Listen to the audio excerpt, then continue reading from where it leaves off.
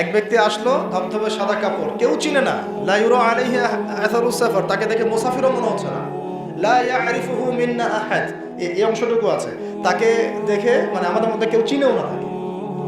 এই কথাগুলো কে বলছেন? উমর রাদিয়াল্লাহু আনহু। এসে বসলেন, হাঁটুর সাথে হাঁটু রাখলেন, হাত দুটো উপরে রাখলেন। আদব দেখেন, শিক্ষকের সামনে বসা আদব দেখেন। তিন নবী সাল্লাল্লাহু আলাইহি ওয়াসাল্লামকে জিজ্ঞাসা করলেন, ইয়া মুহাম্মদ, বলেন সাল্লাল্লাহু আলাইহি ওয়াসাল্লাম, সাল্লাল্লাহু আলাইহি ওয়াসাল্লাম, আখবিরনি আনিল ইসলাম, আখবিরনি আনিল ইসলাম, আমাকে ইসলাম সম্পর্কে বলেন, আমাকে ইসলাম সম্পর্কে বলেন। তখন নবী সাল্লাল্লাহু আলাইহি ওয়াসাল্লাম বলেন, আল ইসলাম, ইসলাম হচ্ছে, ভালো করে শোনেন, ইসলাম হচ্ছে আন তাশহাদা আল লা ইলাহা ইল্লাল্লাহ, এটা সাক্ষ্য দেওয়া যে আল্লাহ ছাড়া কোনো ইলাহ নাই, মানে জীবনের কোনো ক্ষেত্রে আপনি শিরিক করতে পারবেন না। ক্লিয়ার? সংক্ষিপ্ত করে বলছি। এবং তুমি এটাও সাক্ষ্য দিবে যে আল্লাহ ছাড়া কোনো ইলাহ নাই এবং মুহাম্মদ সাল্লাল্লাহু আলাইহি ওয়াসাল্লাম আল্লাহর বান্দা এবং রাসূল। এটা হলো এক নম্বর। ওয়ান তুকিমাস সালাহ, যুবকরা ভালো করে শোনেন, কালিমা সাক্ষ্য দিবেন, আকীদার মধ্যে কোনো শিরক থাকবে না। মুহাম্মদ সাল্লাল্লাহু আলাইহি ওয়াসাল্লাম শেষ নবী সাক্ষ্য দিয়েছেন, তার মানে আপনার জীবন সুন্নতের বাইরে চলতে পারবে না। বুঝতে পারলেন? প্রথম মাইল ফলকটা কি? আগে সাক্ষ্য দিব আল্লাহ ছাড়া কোনো ইলাহ নাই, মানে আমাদের কথায় কাজে আকীদা আমলে কোনো শিরক নাই। ঠিক আছে? দুই, মুহাম্মদ সাল্লাল্লাহু আলাইহি ওয়াসাল্লাম আল্লাহর বান্দা রাসূল সাক্ষ্য দিয়েছেন, মানে আপনি অন্য কাউকে ফলো করতে পারবেন না। হ্যাঁ, যার কথা এবং যার কাজ আল্লাহর নবীর সাথে মিলবে তাকে ফলো করতে হবে। কথা বুঝতে পারছেন? আচ্ছা, এবার আসেন দুই নাম্বার, ইয়াংদেরকে এটাই বলতে যাচ্ছিলাম, ওয়ান তুকিমাস সালাহ, ইসলামের সেকেন্ড ধাপটাই হচ্ছে তোমাকে 5 ওয়াক্ত নামাজ পড়তে হবে। আজকে এসেছেন, যদি নামাজ না পড়েন লেকচার দিয়ে কোনো লাভ নাই। এখানে এই সময়গুলো যে চলে গেল, এটা উল্টা আপনার হুজ্জাত হয়ে থাকবে আপনার বিপক্ষে। এসেছিলেন, শুনেছেন, আমল করেন না, তার নামাজ পড়বো তো ইনশাআল্লাহ। ওয়ান তুকিমাস সালাহ ওয়ান তুতিয়াস যাকাত, কি দিবে? 3 নম্বর যাকাত। আমরা যাদের যাকাত ফরজ হয় না আমরা সাদাকা করব, আর যাকাত যাদের ফরজ হয়েছে যদি না দেয়, এটা হচ্ছে মান ফাররাকা বাইনা সালাতি ওয়া যাকাত ফাকাদ কাফার। কেউ সালাত এবং যাকাতের মধ্যে পার্থক্য করলে সেটা কুফরি করবে। যাকাত অস্বীকারীদের বিরুদ্ধে আবু বকর সিদ্দিক রাদিয়াল্লাহু আনহু যুদ্ধ ঘোষণা করেছেন। আর আমি ইসলামিক ইকোনমিক্সেরও ছাত্র, আপনাদেরকে বলে দিচ্ছি, শুধুমাত্র যাকাত ভিত্তিক অর্থ ব্যবস্থা যদি চালু করা যেত, তাহলে বাংলার জমিনে একটা গরিব মানুষ খুঁজে পাওয়া যেত। আজকে 20 বছরের যুদ্ধ বিধ্বস্ত যে দেশটা, তারা উঠে দাঁড়িয়েছে না যাকাত ভিত্তিক অর্থনীতির কারণে, হালাল অর্থনীতির কারণে। আরেকটা মাস্টার প্ল্যান তারা করেছে, তারা ডাবল কারেন্সি নীতি নিয়েছে। ডাবল কারেন্সি নীতি, এটা পরে একদিন বলবো ইনশাআল্লাহ। ডাবল, আমাদের এখানে সিঙ্গেল কারেন্সি দেখেন, ডাবল কারেন্সি নীতি আছে, আরো অনেক ব্যাপার স্যাপার আছে। মোল্লারা পিছিয়ে পড়ে নাই, মোল্লার দৌড় মসজিদ পর্যন্ত না, এই মোল্লাদের দৌড় হবে বাইতুল মুকাদ্দাস পর্যন্ত ইনশাআল্লাহ, দেখে নিয়ে। ওদেরও তো আবার আকীদা ঠিক নাই, তাই না ভাই? তাহলে ঠিকটা কাদের আছে? যারা তাগুদের পা চাটে ওদের ঠিক আছে, যারা ইসরায়েলের পক্ষে কথা বলবে ঠিক আছে, হামাসের ভাইদের বিরোধিতা করবে ঠিক আছে, যারা জীবন ইকামতের দিন শব্দ ইউজ করবে না ঠিক আছে, যাদের লেকচারে দাওয়াত জিহাদ শব্দ থাকবে না ওদের ঠিক আছে, এবং যারা বলবে সব হানাফিদের নামাজ জাল তাদের ঠিক আছে, যারা বলবে হানাফি মাযহাব এটা বেদাত ঠিক আছে, মাযহাব মানা শিরক, তাহলে ঠিক আছে নাকি ভাই? এটাই তো শিখতেছি দিন দিন আর কি। আল্লাহ পাক আমাদেরকে এই জাহেলিয়াত থেকে হেফাজত করে নেন। যাকাত দিবেন। 4 নম্বর, নবী সাল্লাল্লাহু আলাইহি ওয়াসাল্লাম বলছেন যে ওয়ান তুতিয়া যাকাত ওয়ান তাসুম রমাদান, রমজান মাসে সওম রাখো। দোয়া করি একটু, আল্লাহ পাক আমাদের সবাইকে আগামী রমজানে সুস্থতার সাথে সওম রাখার তৌফিক দান। বেশি দিন নাই, 2 মাস হয়তো বাকি আছে, 2-2.5 মাস। রমজান আসার আগে প্রিপারেশন নিতে হয়, আল্লাহ পাক তৌফিক দান করেন। 5 নম্বর হচ্ছে 66 দিন। আচ্ছা, 5 নম্বর হচ্ছে ওয়ান তাহুজ্জাল বাইতা ইন ইসতাতা'তা ইলাইহি সাবিলা, যদি তোমার সক্ষমতা থাকে তাহলে বাইতুল্লাহ গিয়ে হজ করবে। ওই যে বললাম, আল্লাহ আমাদের সবাইকে যেন তৌফিক দেন, আমরা যেন আমাদের সবার ফরজ হজগুলো করতে পারি। ইসলামের সংজ্ঞা শিখেছি ভাই, এই ইসলামের 5টা পিলার যার ঠিক আছে তার আকীদা ঠিক আছে। কথা ক্লিয়ার? এই ইসলামিক 5টা পিলার যার ঠিক আছে, তার দ্বীন, আকীদা, মানহাজ সব ঠিক আছে, কোনো সমস্যা। এরপরে এবার এই প্রশ্নকর্তা বলছে সাদাত। কি বলছে শব্দটা? সাদাত, আপনি সত্য বলেছেন। ওমর রাদিয়াল্লাহু আনহু এখন বলছেন ফাআজিবনা লাহু ইয়াসআলুহু ওয়া ইউসাদ্দিকুহু। আমরা সবাই সাহাবীরা তাকে দেখে অবাক হয়ে গেলাম। আজিবনা লাহু, আশ্চর্য ব্যাপার, সে নিজেই প্রশ্ন করতেছে আবার নিজেই বলতেছে যে ঠিক আছে। বুঝতে পারেনি কথা? নিজেই প্রশ্ন করলো জানার জন্য, আবার নিজেই বলছে আপনি সত্য বলছেন। তাহলে সে আগে থেকে উত্তর জানে, সে আগে থেকে উত্তর জানে। কেউ তো চিনে না তাকে, সে কে। এখন আবার সে প্রশ্ন করছে, ইয়া মুহাম্মদ সাল্লাল্লাহু আলাইহি ওয়াসাল্লাম আখবিরনি আনিল ঈমান, আমাকে ঈমান সম্পর্কে বলেন। কি সম্পর্কে? নবীজি এবার বলছেন আল ঈমান, ঈমান হচ্ছে, ভাই মুখস্থ করে নেন, ঈমান হচ্ছে আন তুমিনা বিল্লাহ, তুমি এক আল্লাহর প্রতি বিশ্বাস করবে, ঠিক আছে? ওয়া মালাইকাতিহি, সমস্ত ফেরেশতাদের প্রতি বিশ্বাস করবা। 3 ওয়া কুতুবিহি, সব আসমানি কিতাবে বিশ্বাস করবা। 4 ওয়া রুসুলিহি, সমস্ত আম্বিয়া কেরামের উপর বিশ্বাস করবা। 5 নাম্বার ওয়াল ইয়াউমিল আখির, পরকালের বিশ্বাস করবা। আর 6 নাম্বার ওয়া আন তুমিনা বিল কদরি খায়রিহি ওয়া শাররিহি, এবং তাকদীর বা ভাগ্যের ভালো মন্দের প্রতি তুমি বিশ্বাস করো। কয়টা পিলার ঈমানের? ইসলামের কয় পিলার? ইসলামের 5 পিলার আছে, মানে দিন ঠিক আছে, ঠিক আছে। ঈমানের এটা কয় পিলার? 6 পিলার। এই 6 পিলারের ব্যাপারে ওলামায়ে কেরামের যে মানে মত, সেটা হচ্ছে যে এখানে 3টা কাজ করতে হবে। একটা হচ্ছে তাসদিক বিল জিনান, আপনাকে অন্তর থেকে 6টা পিলারকে বিশ্বাস করতে হবে। অন্তর থেকে বিশ্বাস করি তো না, ভাষা। ওয়াল ইকরার বিল লিসান, মুখে স্বীকার করতে হবে, মুখে স্বীকার করতে হবে। 3 নাম্বার হচ্ছে ওয়াল আমালু বিল আরকান, কাজে এটাকে প্রমাণ করতে হবে। এখন বোঝেন, ঈমান এটা বিশ্বাস, স্বীকৃতি, কাজের ব্যাপার। এখন এখানে 2টা দল, আপনাকে আমি 3টা গ্রুপ সম্পর্কে বলছি, খুব ভালো করে মনোযোগ দিয়ে শোনেন। এটা আপনাদের অনেক প্রশ্নের উত্তর দিয়ে দিবে অনলাইনে, যে বিভ্রান্তিগুলো ছড়িয়েছে এর অনেকগুলোর উত্তর এখানে চলে আসবে এই 3টা লাইনে। এই ঈমানের 6 পিলারের মধ্যে মনে বিশ্বাসটা হচ্ছে মূল শেকড়, ঠিক আছে? মনে বিশ্বাসটা মূল শেকড়। মুখে আপনি স্বীকারও করলেন, মনে বিশ্বাস করলেন, মুখে স্বীকার করলেন। আর কাজের যে ব্যাপারটা, কাজে বাস্তবায়ন, এটাকে আমরা বলি ফুরু বা শাখা প্রশাখা। কাজ করতে গেলে মানুষের ভুল হতে পারে, কাজ করতে গেলে মানুষের ভুল হতে পারে, গুনাহগার হতে পারে, গুনাহ হয়ে যেতে পারে, কেউ সুদ খেয়েছে, কেউ জেনা করেছে ইত্যাদি। মানে গুনার কারণে আমরা কাউকে কাফের বলবো না। গুনার কারণে, কবিরা গুনার কারণে আমরা কাউকে কাফের বলবো না। এখন এখানে 2টা দল এমন হয়েছে যে যারা এই আকীদা বা বিশ্বাস পোষণ করে যে কবিরা গুনাহ করলেই মানুষ কাফের হয়ে যায়। ভালো করে বোঝেন ভাই, এই জায়গাটা খুব ভালো করে বোঝেন। যারা এই বিশ্বাস করে যে কবিরা গুনাহ করলেই কেউ কাফের হয়ে যায়, এদেরকে আকীদাগত উসুলের ভাষায় আমরা বলি খারেজি। খারেজির সংজ্ঞা শুনলেন আজকে? কাদেরকে বলে খারেজি বলে? যারা কবিরা গুনাহগার ব্যক্তিদেরকে কাফের মনে করে এবং তাদেরকে হত্যা জায়েজ মনে করে। ক্লিয়ার কথা? তাদের রক্ত সম্পদ হালাল মনে করে। বলেন তো পুরা বাংলার মাটিতে কোনোদিনও কেউ এরকম কোনো কথা বলেছে যে এই যে গুনাহগার জেনা করছে, ব্যভিচার করছে, সুদ খাচ্ছে ইত্যাদি ইত্যাদি, এমনকি আল্লাহ বিরোধী আইনও যারা করেছে ওদেরকেও কি কোনো আলেম বলেছে এরা কাফের হয়ে গেছে? কেউ বলেছে কখনো? তাহলে এটা কোত্থেকে নতুন একটা সংজ্ঞা নিয়ে আসলো? দেখেন, আপনি আকীদা তাহাবিয়া বইয়ের মধ্যে পড়ে দেখেন, এই ডেফিনেশনটা দিয়ে আছে যে যারা কবিরা গুনাহগার ব্যক্তিদেরকে কাফের মনে করে এবং তাদেরকে হত্যাযোগ্য মনে করে, এদেরকে বলা হয়।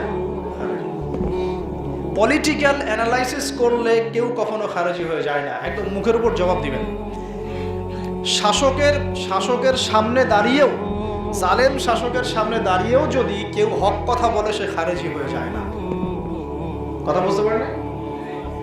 জালেম, ফাসেক, মুশরিক, মুনাফিক, কাফের যদি থাকে উপরে, তার সামনে দাঁড়িয়েও যদি কেউ হক কথাটা বলে এবং তার জুলুমের প্রতিবাদ করে, সে কশ্চিন কালেও খারেজি হয়ে যাবে।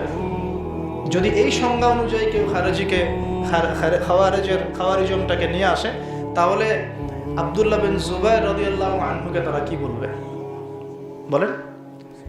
তা ইয়েজিদের বিরুদ্ধে যারা দাঁড়িয়েছিল ওদেরকে কি বলবে? যারা হাররার যুদ্ধে ইয়াজিদ বাহিনীর বিরুদ্ধে অবস্থান নিয়েছিল, ওদেরকে তারা কি বলবে? হাজ্জাজ বিন ইউসুফের বিরুদ্ধে যে সাহাবীরা দাঁড়িয়েছিলেন তাদেরকে তারা কি বলবে? ওদের সংজ্ঞানুযায়ী তাহলে এই সাহাবীরাও খারেজি? আউযুবিল্লাহ, আস্তাগফিরুল্লাহ। আমি যে 4টা পয়েন্ট বললাম বুঝতে পারছেন কি? ইয়াজিদ আক্রমণ করেছিল মদিনা, মদিনাবাসী প্রতিহত করেছে। ইয়াজিদের সামরিক আগ্রাসন মদিনাবাসী অস্ত্র দিয়ে ঠেকিয়েছে। তাহলে কি এই শাসকের বিরুদ্ধে যাওয়ার কারণে তারা খারেজি হয়ে গেছে? আব্দুল্লাহ বিন জুবাইর রাদিয়াল্লাহু আনহু মক্কায় ছিলেন, হাজ্জাজ বিন ইউসুফ এবং ইয়াজিদের পরবর্তী আর কি এর আক্রমণ করেছে, করে মক্কায় মিনজেনিক দিয়ে ধ্বংস করার চেষ্টা করেছে। আব্দুল্লাহ বিন জুবাইর রাদিয়াল্লাহু আনহু শক্ত হাতে অস্ত্র দিয়ে প্রতিবাদ করেছেন। আব্দুল্লাহ বিন জুবাইর রাদিয়াল্লাহু আনহু কি খারেজি? খারেজি ম্যানুফ্যাকচার্ড কোম্পানিকে জিজ্ঞাসা করে, যাদেরকে কোনো একটা নাম দিলেই খারেজি হয়ে বের হয়ে চলে আসে। আব্দুর রহমান, তার আকীদা কেমন? ওয়াজ শোনা যাবে না, খারেজি। আব্দুর রহিম, তার আকীদা কেমন? ওয়াজ শোনা যাবে না, জাহমিয়া। অমুক আর কি নাম আছে বলেন, একটা দুটো নাম। হ্যাঁ, রহিম করিম, তাদের ওয়াজ শোনা যাবে না, শোনা যাবে না, কারণ তারা খারেজি, মুরজিয়া ইত্যাদি। তো আপনাদেরকে আজকে আমি স্পষ্ট করে বোঝালাম যে খারেজি আকীদা কাকে বলে। এটা ঈমানের সাথে সম্পৃক্ত, আকীদার সাথে সম্পৃক্ত।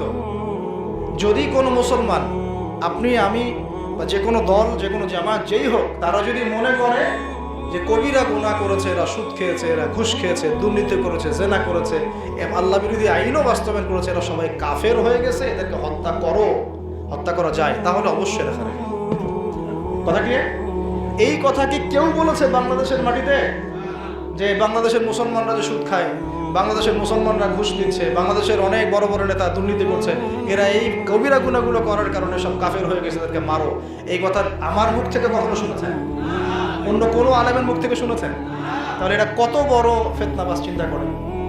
এরা মানুষকে বিতর্কিত করতে কথা বানাতেও মানে বাদ রাখে না, এটা কথা বানায় চালু করবে। আমি এটা নিয়ে আরেকদিন একটা লেকচার দেবো ইনশাআল্লাহ, যে কোন কোন জায়গায় তারা খেয়ানত করেছে। এখন আমাদেরকে এটা বলতে হচ্ছে, কারণ হচ্ছে না বললে নীরবতাকে, ভদ্রতাকে এবং আমাদের সবরটাকে এরা দুর্বলতা মনে করছে। ঠিক আছে, আমরা সবর করছি, দীর্ঘদিন সবর করেই যাচ্ছি, কিছুই বলছি না, কিন্তু আস্ফালন থেমে থাকছে না। তাহলে আজকে বুঝলেন ঈমানের পিলার কয়টা ভাই? 6টা। 6 পিলারে আমি প্রথমে মনে বিশ্বাস করব, তারপরে মুখে স্বীকার করব এবং কাজে বাস্তবায়ন করব। কাজে বাস্তবায়ন করতে গিয়ে যদি কেউ কবিরা গুনাহ করে ফেলে, সে কি কাফের হয়ে যাবে? তার তওবার দরজা খোলা আছে, সে আবার তওবা করে ফিরে আসলেই মুমিন। আবার একই সাথে কেউ যদি শুধুমাত্র বলে আমি মনে বিশ্বাস করেছি, লা ইলাহা ইল্লাল্লাহ মুখে পড়েছি, ব্যাস, আমার আমলের দরকার নাই, এমন যদি কেউ বলে যে আমল করারই দরকার নাই, নামাজের দরকার নাই, রোজার দরকার নাই, হজ জাকাত কিচ্ছু লাগে না, আমি তো মনে বিশ্বাস করি আল্লাহ আছে, আমি তো বলেছি লা ইলাহা ইল্লাল্লাহ মুহাম্মাদুর রাসূলুল্লাহ সাল্লাল্লাহু আলাইহি ওয়াসাল্লাম, হ্যাঁ, এই আকীদা যাদের থাকে, এই ওয়াক্তের পড়ে বলতেছি, এরকম বিশ্বাস যদি কারো থাকে, এদেরকে বলা হয় আকীদাগত পরিভাষায় মুরজিয়া। কি বলা হয়? মুরজিয়া শব্দের অর্থ হচ্ছে শৈথিল্যতাবাদী। কি অর্থ? খারেজি অর্থ যেমন চরমপন্থী, এটা হচ্ছে কি শৈথিল্যতাবাদী। তাহলে আমরা আহলে সুন্নাহ ওয়াল জামার আকীদাটা কি? তাহলে আহলে সুন্নাহ ওয়াল জামার আকীদা হচ্ছে যে ঈমান এর মূল হচ্ছে আপনার বিশ্বাস এবং স্বীকৃতি, কাজ হচ্ছে শাখা। কাজে ভুল ত্রুটি হলে, কবিরা গুনাহ করলেই কেউ কাফের হয়ে যাবে না, বরং তওবার দরজা খোলা আছে, সে পুনরায় তওবা করে ফিরে আসতে পারে। শেষমেশ সে কোন অবস্থায় মৃত্যুবরণ করবে সেটা আল্লাহর হাতে। আর কবিরা গুনার কারণে আমরা কোনো মুসলমানকে কখনোই হত্যাযোগ্য বলবো ব্যাস। কিন্তু পলিটিক্যাল সমালোচনার সাথে খাওয়ারিজমের কোনো সম্পর্ক থাকলো? তাহলে তো আব্দুল্লাহ বিন জুবাইর, তারপরে বড় বড় সাহাবী যারা ইয়াজিদ বাহিনীর এগেইনস্টে লড়েছে, তাদেরকেও তো এরা খারেজি বলে দিবে। সুবহানাল্লাহ। আমি আশ্চর্য হই একটা জিনিস, মানে গাজায় ইহুদি বাহিনীর আক্রমণের বিরুদ্ধে যারা ছোট ছোট রকেট লঞ্চার দিয়ে প্রতিহত করছে, এরা ওদের কাছে হয় বাজে আকীদার এবং খারেজি জঙ্গি ইত্যাদি। কিন্তু ইয়েমেনের শিশুদেরকে যারা বোম্বিং করে 3-4 বছর ধরে হত্যা করলো, এরা ওদের কাছে কিছু বুঝতে পারেন এই কথা। ইয়েমেনে বোমা হামলা চালানো হয় না হুতি বিদ্রোহী দমনের নামে? কত বছর? বছরের পর বছর। শুধুমাত্র পড়েন, অনলাইন সার্চ করেন, এই ঘটনার কারণে প্রায় লক্ষ লক্ষ শিশু না খেয়ে মারা গেছে। এটা কোন দিক থেকে জায়েজ হলো? যদি ওদের প্রতিবাদ জায়েজ না হয়, এটা কোন দিক থেকে জায়েজ হচ্ছে? শেষ করে দিই। এবার আসেন, কি আপনাদের কষ্ট হচ্ছে? আচ্ছা, আমি আর 10 মিনিটের বেশি সময় নেব না ইনশাআল্লাহ, হাদিসটা শেষ করে দিচ্ছি। তার ইমানে কয় পিলার শিখেছেন? ইসলামের এই ব্যক্তি বলছে সাদাকত, আপনি সত্য বলেছেন। কোন ব্যক্তি মনে আছে ওই ব্যক্তির কথা? ওই ব্যক্তির গায়ের কাপড় রং কি? চুল কেমন? বসেছে কেমন করে? হাঁটুর সাথে হাঁটু লাগিয়ে, মাশাআল্লাহ। হাত কোথায়? চিন্তা করেন হাদিস কত সূক্ষ্মভাবে এসেছে। এবার তিনি তৃতীয় প্রশ্ন করছেন, এটা আমাদের ইয়াং জেনারেশনের প্রত্যেক ভাইয়ের জন্য। তিনি বলছেন, ইয়া মুহাম্মদ সাল্লাল্লাহু আলাইহি ওয়াসাল্লাম, আখবিরনি আনিল ইহসান, আখবিরনি আনিল ইহসান। ইহসান কাকে বলে? ইহসান কাকে বলে? 3 নম্বর কোশ্চেন। নবী সাল্লাল্লাহু আলাইহি ওয়াসাল্লাম বলছেন, আন তা'বুদাল্লাহা কাআন্নাকা তারাহ ফাইন লাম তাকুন তারাহু ফাইন্নাহু ইয়ারাক। আপনি হয়তো অনেকে বোঝেন না, আমি বুঝাই দিচ্ছি। আল্লাহর নবী বলছেন, বলেন সাল্লাল্লাহু আলাইহি ওয়াসাল্লাম, আন তা'বুদাল্লাহা, তুমি এমন ভাবে আল্লাহর ইবাদত করবে, কাআন্নাকা তারাহু, যেন তুমি আল্লাহকে দেখতে পাচ্ছ। ওয়া ইন লাম তাকুন তারাহ, তুমি যদি আল্লাহকে দেখতে না পারো, কারণ বাইরের চোখ দিয়ে আল্লাহকে দেখা যাচ্ছে না, যাচ্ছে। ফাইন লাম তাকুন তারাহু ফাইন্নাহু ইয়ারাক, মনে রাখবে অবশ্যই আল্লাহ তোমাকে দেখছে। কেন ইয়াংদের কথাটা বললাম শুনেন। আমরা অনেক সময় একটা ফ্লোতে থাকি, ইবাদত করি, ছেড়ে দেই, এই ইবাদত করি, আবার পাপ হয়ে যায়, আবার এটা, আবার সেটা, অস্থিরতা। ইস্তিকামা, স্থির নাই। আমরা যদি এই ইহসান ঠিক থাকতো আমাদের, মানে আল্লাহ পাক সবসময় আমাকে দেখছেন, সবসময় আল্লাহ হাজির, সবসময় নাজির, এই চিন্তাটা থাকলে আমরা কোশ্চিনকালেও কোনো মেয়ের সাথে কথা বলতে পারতাম, আমরা কোশ্চিনকালেও কোনো মেয়েকে নিয়ে ঘুরতে পারতাম, আমরা কোশ্চিনকালেও ওদেরকে নিয়ে কফি খাইতে পারতাম, ওদের সাথে চ্যাট করতে পারতাম না। এই প্রবলেমগুলো আমাদের ইয়াংদের ইমানের জাজবাটা কমাই দিছে। কোশ্চিনকালেও আল্লাহকে হাজির নাজির জানলে, ইহসান থাকলে কেউ পর্ন দেখতে পারত না, পারত? বলেন পারত না। ঠিক একইভাবে আমরা বড়রা যারা, আমরা যদি আল্লাহকে হাজির নাজির জানতাম, আমরা কোশ্চিনকালেও সুদ খাইতে পারতাম না ভাই, মাপে কম দিতে পারতাম না। আবার রাজনীতিবিদ যারা আছেন, আপনারা যদি আল্লাহকে হাজির নাজির জানতেন, কোনোদিনও আল্লাহ পাকের আইনের বিরুদ্ধে কোনো আইন করতে পারতেন না, কোনোদিনও আপনি দুর্নীতির আশ্রয় নিতে পারতেন না। যারা প্রশাসনে আছেন, বিভিন্ন জায়গায় আছেন, আর অনেক বড় বড় সেক্টরে আছেন, আমাদের দেশের প্রধান সমস্যাটা কি বলেন তো? করাপশন। সারা দুনিয়া জানে আমাদের দেশের মূল সমস্যা কি। আমাদের দেশের মূল সমস্যা দারিদ্রতা নয়, আমাদের দেশের মূল সমস্যা কৃষি জমির অভাব নয়, জিডিপি কমে যাওয়া নয়, আমাদের জনসংখ্যা কম নাই, আমাদের তরুণ প্রজন্মের প্রতিভা কম নাই, শিক্ষক কম নাই, মসজিদ কম নাই, মাদ্রাসা কম নাই, সবই আছে আমাদের দেশে। এমন একটা এনভায়রনমেন্ট আল্লাহ পাক আমাদেরকে দিয়েছেন, এটা সত্যিই সোনার বাংলা। বলবে দলিল কোথায়? কথা বলাই মুশকিল ভাই। হ্যাঁ, আপনারা একটু পড়াশোনা করে এই জায়গাগুলো এসে বসেন, আমরা বলতে বলতে ক্লান্ত হয়ে যাচ্ছে। তো ঠিক আছে, সত্যিকার অর্থেই কি রূপক অর্থে এটা সোনার বাংলা না? দেখেন, এখানে আপনি সবকিছু ফসল ফলাতে পারবেন। কৃষি, আপনার এখানে গ্যাস আছে, গ্যাস আছে মানে নিচে তেল থাকবে, আর তেল যখন বেরোবে সবার আগে আসবে আমেরিকায়, ও ব্রিটেন, আমেরিকা, পশ্চিমারা দৌড় দিয়ে আসবে, চলো ওখানে। যদি তখনকার গভর্নমেন্ট বলে না দিব না তেল, দেখবেন ওই গভর্নমেন্টকে সরাই দিবে ওরা হচ্ছে এই বিশ্বের দাজ্জাল। এই দাজ্জাল মানে আবার সেই কানা দাজ্জাল না। এই দাজ্জাল বললাম কোন অর্থে? দাজ্জাল শব্দের অর্থ প্রতারক। দাজ্জাল মানে কি? প্রতারক। এরা হচ্ছে পুরো বিশ্বের প্রতারক সভ্যতা। এই পুরো বিশ্বটাকে এরা যে কি করে ফেলছে এই জায়নিস্টরা, মানে এদেরকে ঘৃণা করাটা ইমানের দাবি। আমি বলছি না যে ওই কমিউনিটির মধ্যে কোনো ভালো মানুষ নাই, এটা না। ওভারঅল এদের যে জায়নিস্টদের যে চরিত্র এবং কার্যকলাপ, এগুলোকে ঘৃণা করাটা ইমানের দাবি হয়ে গেছে। আল বারা ওয়াল ওয়ালা, আল্লাহর জন্য ভালোবাসা, আল্লাহর জন্য ঘৃণা করা। এখন আসেন তো, যেটা বলছিলাম যে আমরা যদি বুঝতাম যে আল্লাহ হাজির নাজির, তাহলে আমরা আল্লাহ বিরোধী আইন করতে পারতাম না, দুর্নীতি করতে পারতাম না, করাপশনে যেতে পারতাম না। বাংলাদেশের প্রতিটা সেকশনেই করাপশন আছে। যেমন ধরেন, আমি এক্সাম্পল দিচ্ছি, ধরেন আমি এই মেম্বারে বসে আছি, আমি এই মিম্বরের হক আদায় করলাম না, তাহলে আমি এই মিম্বরের দুর্নীতিবাজ। আমি এখানে ইমামতি করি, ইমামতির হক আমি আদায় করলাম, আমি এখানে আমি দুর্নীতিবাজ। কমিটিতে আপনি আছেন, কমিটির হক আপনি আদায় করলেন, তাহলে কমিটির মধ্যে দুর্নীতিবাজ। পরিবারে আছেন, পরিবারে আপনি ইসলাম প্রতিষ্ঠার চেষ্টা করতেছেন না, পরিবারে আপনি করাপশন করতেছেন। শিক্ষকতা করতেছেন, ওখানে আপনি ফাঁকি দিচ্ছেন, ওইখানে করাপশন হচ্ছে। প্রতিটা সেকশনে আলু বেগুন পেঁয়াজ রসুন কিনতে যাচ্ছেন, ও মাপে কম দিয়ে দিচ্ছে, ওখানেও দুর্নীতি করতেছে। কেউ মজুত করে রাখলো, ও আবার এর চেয়ে বড় দুর্নীতিবাজ। ওর কাছ থেকে আবার কেউ এসে টাকা খাচ্ছে, ও আর একটা দুর্নীতিবাজ। স্তর ও বিন্যাস করতেছে। আল্লাহ পাক আমাদের সবাইকে ইহসান অর্জন করার তৌফিক দান করেন। ইহসানের সংজ্ঞা বলেন, কি বললাম? আন তা'বুদাল্লাহা কাআন্নাকা তারাহু ফাইন লাম তাকুন তারাহু ফাইন্নাহু ইয়ারাক। এমন ভাবে আল্লাহর ইবাদত করো যেন তুমি আল্লাহকে দেখছো। বাস এই কনসেপ্ট থাকলে আমরা পাপ করতে পারবো ভাই।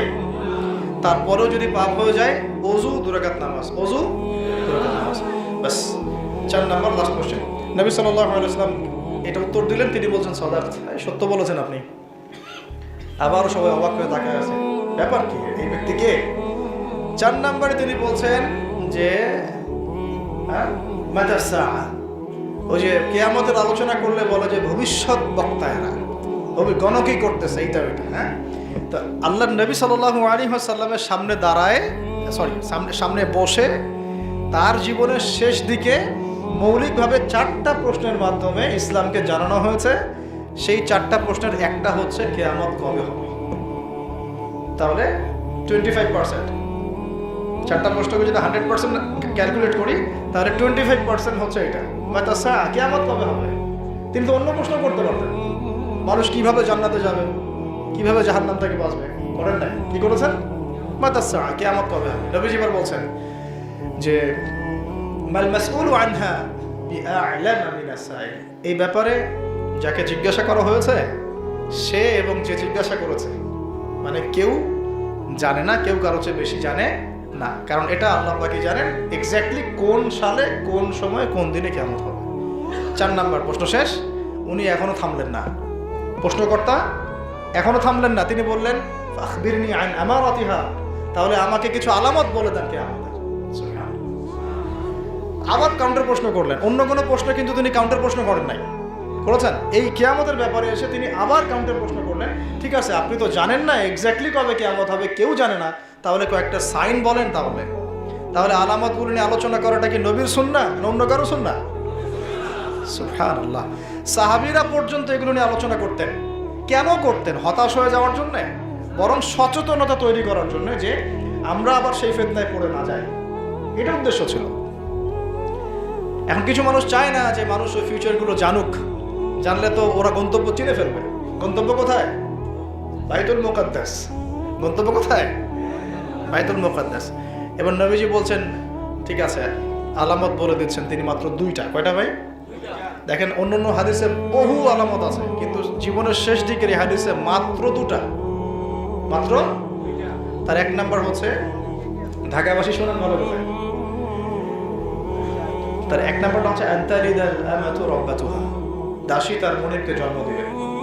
দাসী তার মনিবকে, এটা কি বাহ্যিক অর্থে হতে পারে? আল্লাহ ভালো জানে, আমরা জানি না। সিঙ্গাপুরে হচ্ছে। কেমন করে হচ্ছে?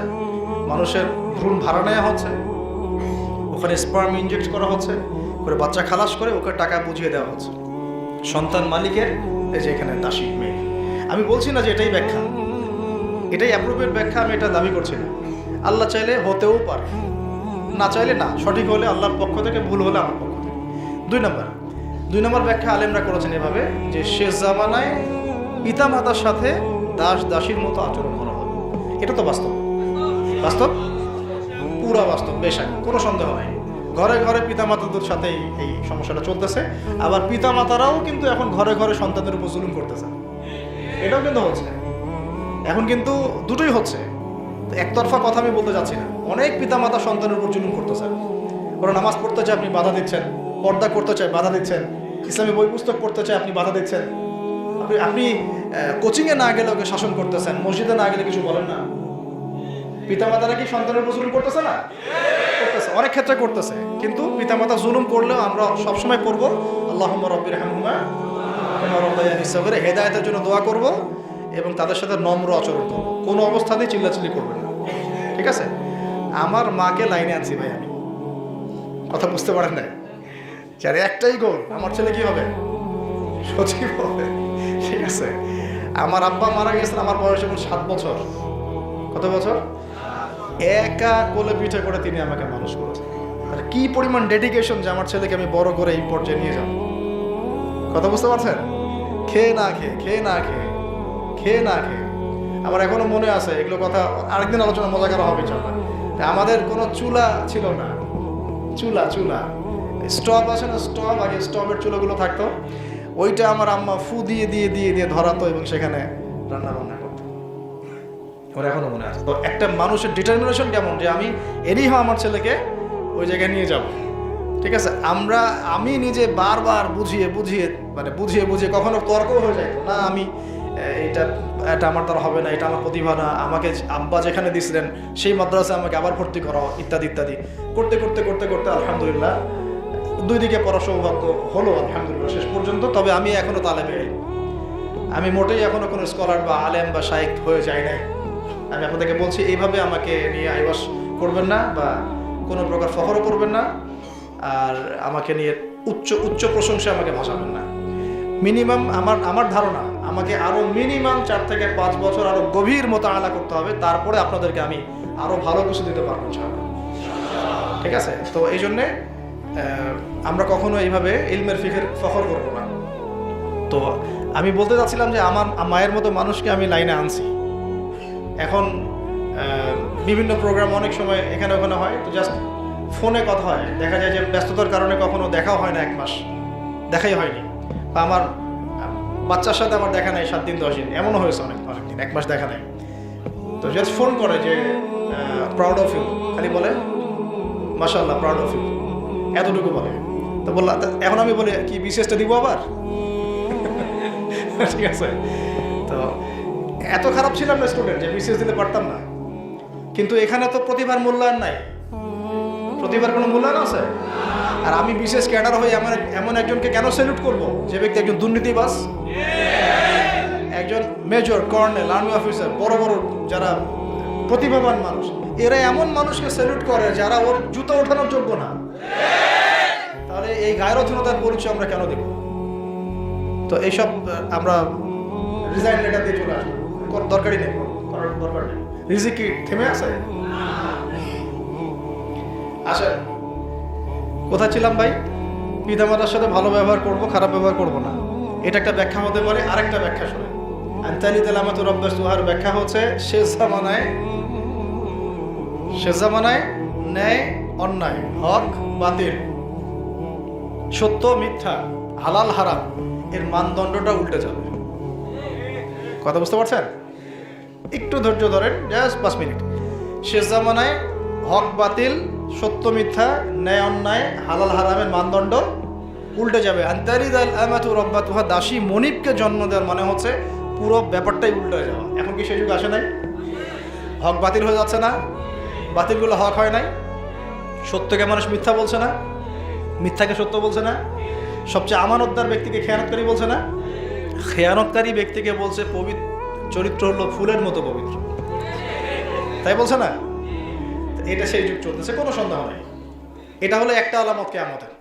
তার মানে কিয়ামতের আগে যে সমাজ সভ্যতা বিশ্বটা থাকবে, এর মধ্যে পুরা উল্টা পাল্টা জিনিস হবে সব। তাহলে দিলাম এত রব্বাত, জাস্ট এটা চলতেছে এখন।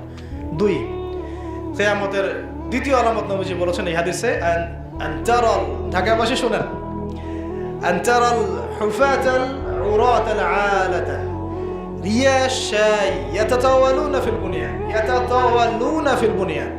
নবীজি বলছেন শেষ কিয়ামতের সাইন হচ্ছে খালি পায়ের, মানে পায়ে স্যান্ডেল পরার যোগ্যতা ছিল না, খালি গায়ের, মানে গায়ে কাপড় পরার টাকা ছিল না, রিয়াশাই মানে ছাগল চড়ায় যারা, রাখাল টাইপের মানুষ, নগ্ন পদের মানুষ, নগ্ন দেহের মানুষ, এইরকম যারা মানুষ তারা ইয়াতাতাওয়ালুনা ফিল বুনিয়ান, উঁচু উঁচু বিল্ডিং নির্মাণের কম্পিটিশন করবে, প্রতিযোগিতা করবে।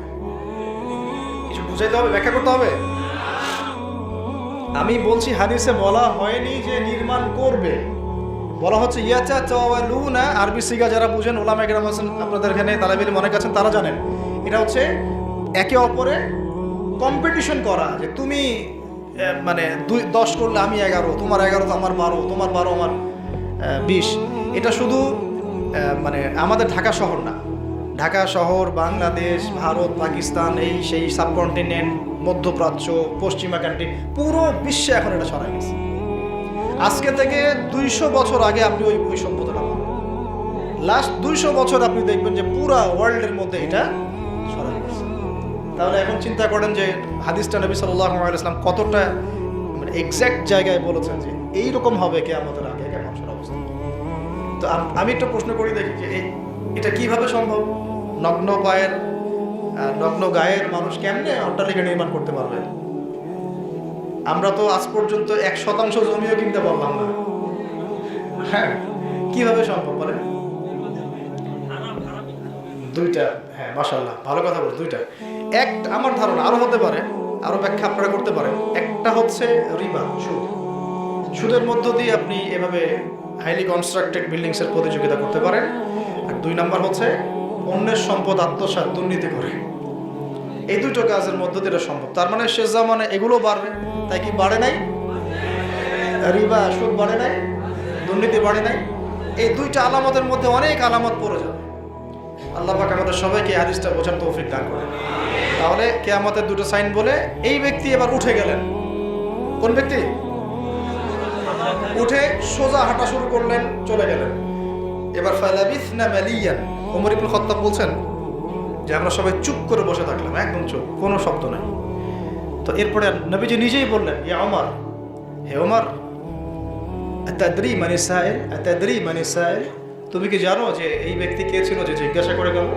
তো তিনি বলছেন, আল্লাহু ওয়া রাসূলুহু আ'লাম, আল্লাহ এবং তার রাসূল ভালো জানেন। এটা কথা বলার আদব, আল্লাহ এবং তার রাসূল ভালো জানেন। তখন তিনি বলছেন, ইন্নাহু জিবরিল, ইন্নাহু, সুবহানাল্লাহ, ইন্নাহু জিবরিল, তিনি হচ্ছেন জিবরাইল আলাইহিস সালাম। মানুষের রূপ ধরে আসছেন, কিন্তু মানুষের রূপ ধরে, কাপড় পরে, সুন্দর করে, পরিপাটি হয়ে। কেন আসছেন? আতাকুম ইউআল্লিমুকুম দীনাকুম, 3টা শব্দ বলছে শেষে। আতাকুম, তিনি এসেছিলেন তোমাদের কাছে, ইউআল্লিমুকুম, তোমাদেরকে শেখাতে। তিনি এসেছিলেন তোমাদের সামনে, তোমাদেরকে শেখাতে।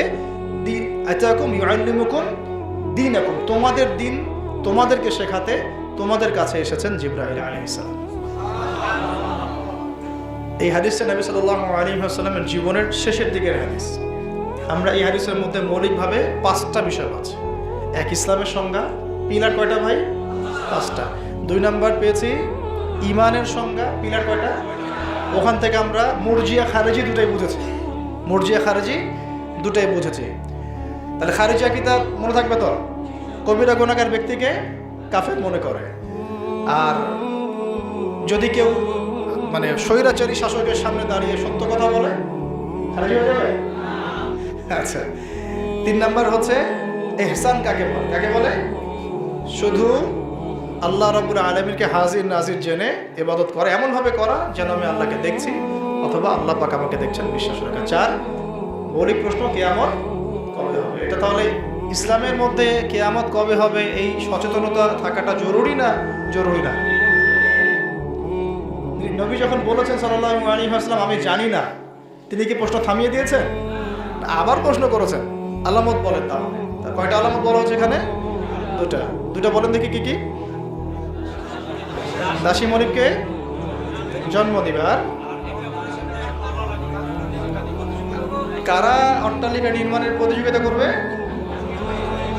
সমাজের সবচেয়ে নিম্ন শ্রেণীর নগ্ন পদের, নগ্ন দেহের মানুষের। জি, আল্লাহ পাক আমাদের সবাইকে এই হাদিসটাকে বোঝার এবং আমল করার তৌফিক দান করেন। এবং সবশেষ কথা হলো, এই হাদিসটার নাম হচ্ছে হাদিসে জিবরিল। হাদিসে জিবরিল, এটা আপনারা বাসায় গিয়ে পড়ে দেখবেন ইনশাআল্লাহ। ফয়জুল কালাম কিতাবে আছে, মিশকাতে আছে, সহিহ মুসলিমের মধ্যেও আছে। আল্লাহ রাব্বুল আলামিন আমাদের সবাইকে আজকের যে আলোচনাগুলো হলো এগুলো বুঝে আমল করার তৌফিক এনায়েত করেন। আমাদের সবাইকে আল্লাহ পাক যেন